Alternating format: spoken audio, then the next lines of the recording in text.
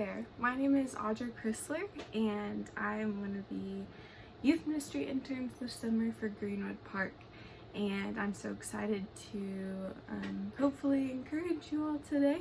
I'm from Nashville, Tennessee, and I attend Harding University. So I'm going to share just a couple thoughts from the book of Habakkuk, which is one of my favorite books of the Bible, which might be surprising, I guess, if you haven't read Habakkuk, but I stumbled upon it a couple years ago, actually through a devotional book, and since then it has been one of my favorites. And I think one of the reasons why I love it so much is because basically it's just Habakkuk complaining the whole time, which is something that I'm pretty good at. But Habakkuk also does something that I'm not very good at, which is wait. He is really good at waiting for the Lord to answer him. So the first chapter is Habakkuk complaining and then God answering, but he doesn't really give a full answer to what Habakkuk is asking. And basically Habakkuk is looking around and seeing evil and injustice, and he's not sure what's going on in the world around him. The Chaldeans are attacking, and he's asking God, I know that you are great, and I've seen all your great works and your deeds and the way that you have brought justice to nations. Why aren't you acting right now?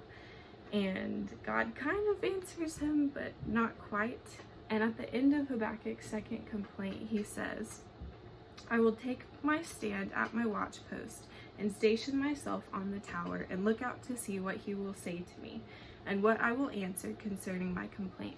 And so after Habakkuk's complaining, he decides to wait on God, and he looks out and he expects an answer from the Lord, which I think sometimes I'm better at the complaining part and not as good on the waiting for an answer and the listening and the expecting God to respond and to show up, because he is our Father and he wants to hear what we have to say.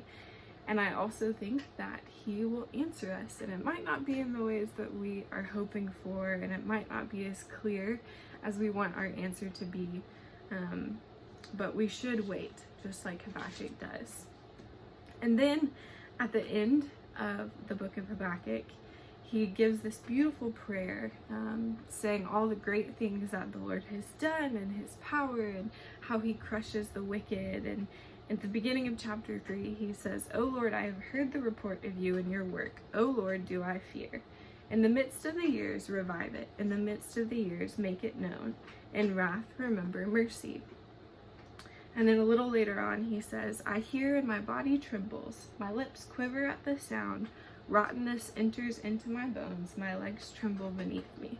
So Habakkuk is very honest with God when it comes to how scared he is. He fears the Lord, but he also fears the people around him and the nation that is rising up to overtake his people. But he says, yet I will quietly wait for the day of trouble to come upon the people who invade us. So yet again, Habakkuk is waiting quietly for God to do his work. And then he ends the whole book with a prayer. He says, though the fig tree should not blossom, nor fruit be on the vines, the produce of the olive fail, and the fields yield no fruit, the flock be cut off from the fold, and there be no herd in the stalls, yet I will rejoice in the Lord. I will take joy in the God of my salvation. God the Lord is my strength. He makes my feet like the deer's. He makes me tread on my high places. So at the end of all this complaining and anger that Habakkuk has, and this conversation that he is engaged in with the Lord, he says, though I'm looking around and I don't see blossoms and I don't see good and I don't understand what's going on around me, yet I will rejoice in the Lord.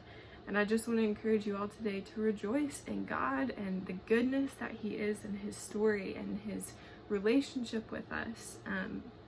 Even if we're not sure what's going on around us and we don't know the work that God is doing, that doesn't mean that there isn't work being done. And so we are called to wait patiently, but also to rejoice in the Lord and in his strength, the God of our salvation. So I would encourage you all to go read the whole book of Habakkuk. It won't take very long. because it's only 3 chapters, but it is definitely something that has encouraged me over these past couple of months. So thank you all for this chance to encourage you.